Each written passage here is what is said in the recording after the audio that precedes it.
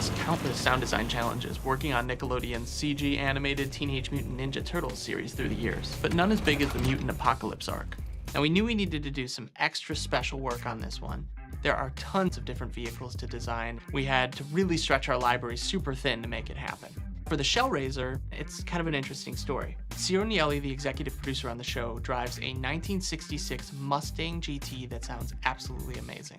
He'd show up to the studio and you would know he was here because the whole place would be rumbling. This car has a ton of character and it was just begging to be recorded. I think I had always really wanted to record my car to be a significant vehicle in the show, and that would have had to have been the Shellraiser, which I thought was always just a really important character in the series.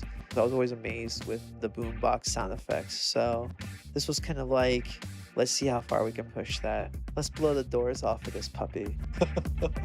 Recording the Mustang was probably one of the most complicated recording projects we've ever undertaken at Boombox Post. One of the most challenging aspects of vehicle sound effects recording is finding a safe and quiet location to do so. I started my research checking out satellite view on Google Maps, looking for long straight roads that were close by where we would have a low chance of encountering other traffic and have a safe straight area where we could speed up to 60 or 70 miles an hour. So we go out into what's essentially the desert, the middle of nowhere, this big winding road. We placed 3 microphones on the rear bumper of the vehicle to capture the exhaust, 3 more microphones inside the engine compartment to capture the sound of the engine and the air intake, and 1 stereo pair inside the cab to capture the sound of riding inside the vehicle.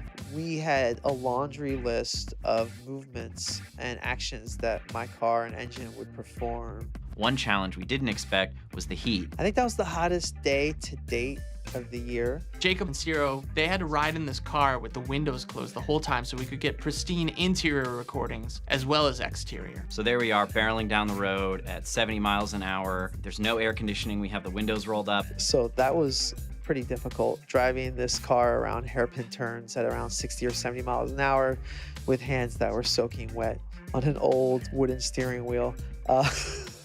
It was pretty fun though. As it turns out, Ciro was a great stunt driver. He got all kinds of recordings for us driving up and down that road for hours. Then we got recordings back at our office parking lot. Doors closing, gear shifts changing, whatever we could do to make this the most comprehensive build in our library.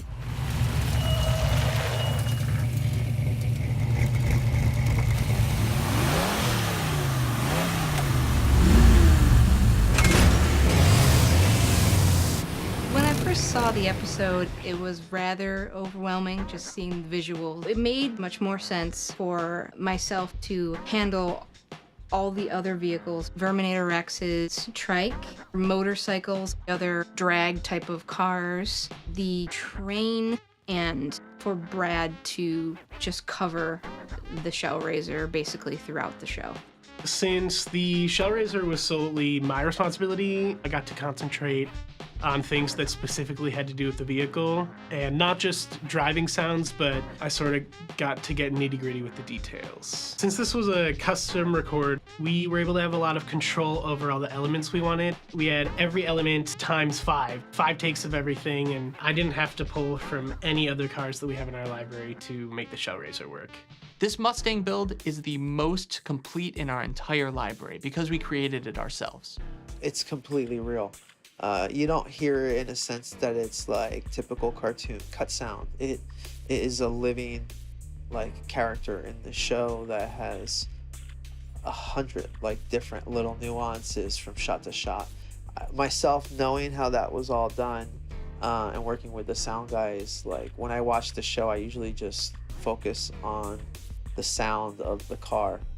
I've pretty much done that every time since it's been finished, every time I watch it, just to hear all the different little parts and things that I'm familiar with, because I drive that car every day, so hearing it like in a cartoon is kind of surreal. And it sounds amazing. When you watch it again, maybe you should listen to just the Shellraiser just for kicks. It's pretty amazing sounding.